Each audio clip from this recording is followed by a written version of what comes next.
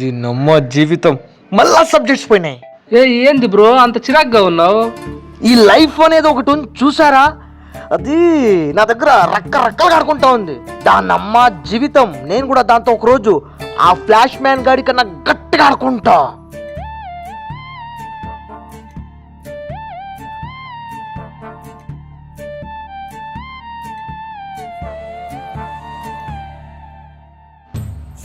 ఒరేయ్ ఆగు. నాన్న చెప్పండి. మూర్తి గారు అబ్బాయికి ఫస్ట్ ర్యాంక్ అంట, వెళ్ళి వాడు సంక నాకు. సరేనా, నాకిస్తా. సంఖ్యగా నాకాల్సింది నాకుతా. విత్ షుగర్ నాకమంటారా, వితౌట్ షుగర్ నాకమంటారా?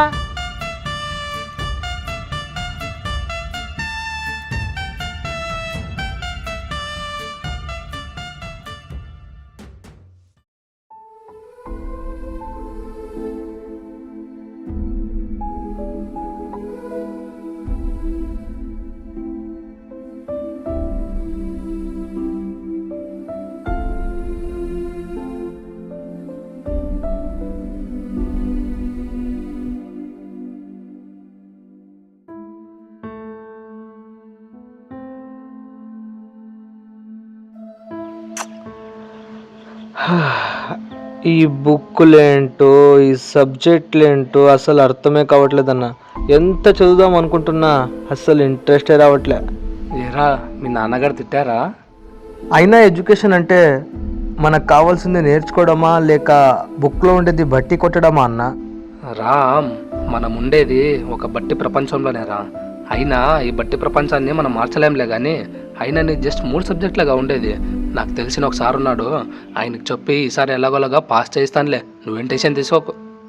అన్న, నేను అలా పాస్ అవ్వాలనుకుంటే ఎప్పుడో పాస్ అవుతుండే. బట్ నేను అలా పాస్ అయ్యి ఈ సమాజానికి మంచోడ్లా ఉంటూ నన్ను నేను మోసం చేసుకోలేనన్నా. ఏ రామ్, ఈ నెల 20న మా అన్నయ్య పెళ్ళి పెట్టుకున్నాం రా, నువ్వు తప్పకుండా రావాలి. అరే ఖచ్చితంగా వస్తారా? అన్నయ్య పెళ్ళికి నేను రాకపోతే ఎట్టా చెప్పు? అచ్చ బాబోయ్, వీడెంది ఇక్కడ? ఏమైందిరా అతను చూసి భయపడుతున్నావు? అతను మీ ఫ్యామిలీకి తెలిసినోడేగా.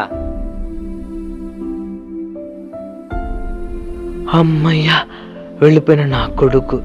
అదే కదరా నా బాధ కూడా. ఈ నా కొడుకులకే చాలా బొక్కులుంటాయి, అవి నొద్దు.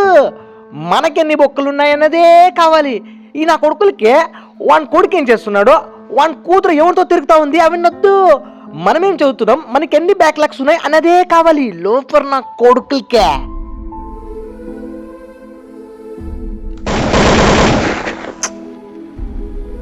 అమ్మా ఆకలేస్తా ఉంది, అన్నం పెట్టు. బీటెక్ పాస్ అవ్వకుండా అన్నం ఎలా తినబుద్ధి అవుతుందిరా, పనికి మాలిన ఎదవా. నాన్న, మీ కొడుకు ఫెయిల్ అయింది చదువులో మాత్రమే, లైఫ్లో కాదు నాన్న.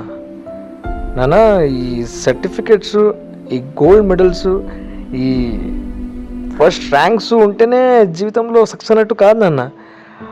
మనకు నచ్చిన పని చేస్తేనే మనం సక్సెస్ అన్నట్టు. నాన్న, మీకు చివరికి ఒక మాట చెప్తున్నా. ఈ మీ పనికి మళ్ళీ ఎదువా జీవితంలో ఏదో ఒక రోజు బాగుపడతాడు నాన్న. అవన్నొద్దు నాన్న, ఇప్పటిదాకా అయిపోయేదేమో అయిపోయింది అది. ఇకనైనా మీరు మీ కొడుకుని నమ్మండి నాన్న. ఈ మీ కొడుకు పనికి మళ్ళీ ఎదవ కాదు, వాడు లైఫ్లో ఏదో ఒక రోజు సక్సెస్ అవుతాడని నమ్మండి నాన్న, నమ్మండి.